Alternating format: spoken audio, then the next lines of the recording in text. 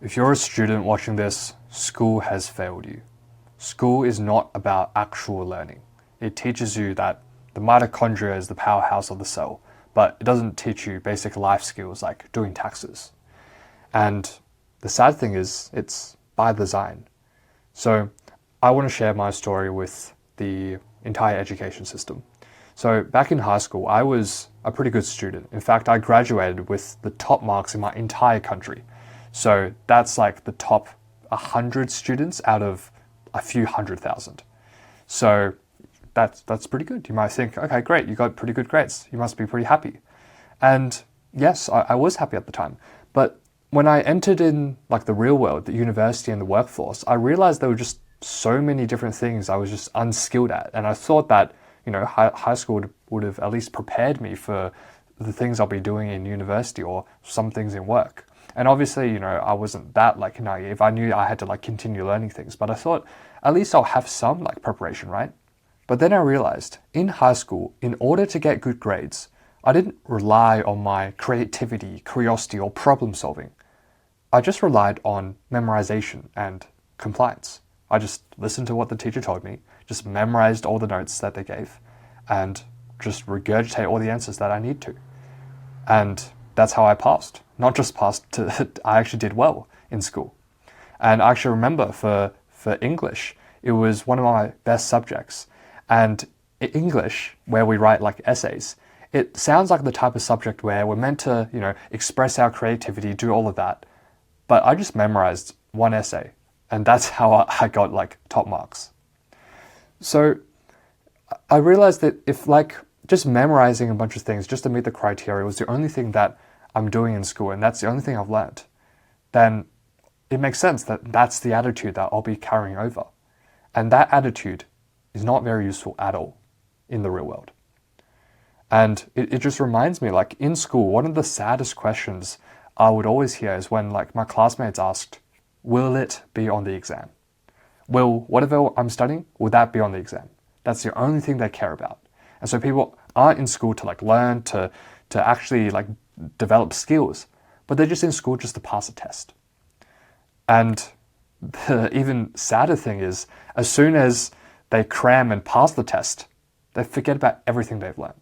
And that was me. I've pretty much forgotten most of the things I've learned in school. But this is where like I have a bit of a different take. I'm not here to say that, school is bad and you should just drop out of school. It's a bit more nuanced than that, because no system is ever going to be perfect. And the solution is to take control over your own learning. And having spoken to a lot of people, I've realized that people actually enjoy learning. They just don't enjoy studying. Like, I remember my friend in history class, he was like, yeah, history is great. This is my favorite subject if it didn't have an exam. And I realized that's such a common belief that, all my friends seem to just agree on, that if there just wasn't an exam, people would actually enjoy school. They would enjoy learning. And it makes sense, because learning, if you think about just learning something, something like a hobby or a sport or anything that you're passionate about, learning is meant to be a fun process. But school, through this entire system, degrades that joy. Well, what do you do as students? Well, the thing is, it's hard to change the education system.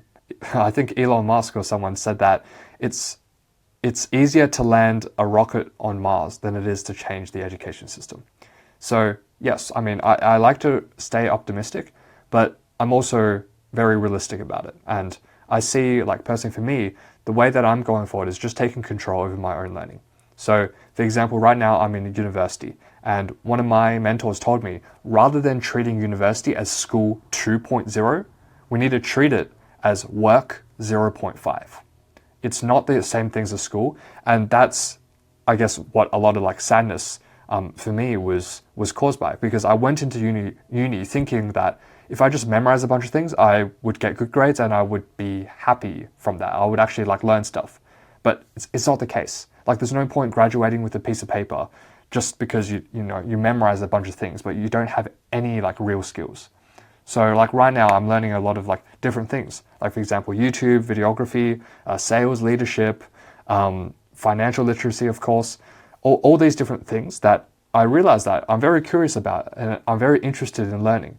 And I don't need like an exam or some school system to force me to learn these things, because I'm naturally like interested in these. And I'm sure for you watching this right now, there's going to be things in your life that you're genuinely passionate about learning. And you should follow that curiosity. Because even though school may have failed you, it doesn't mean you have to fail. And so the key takeaway from all of this is that you have to stop studying and you have to start learning.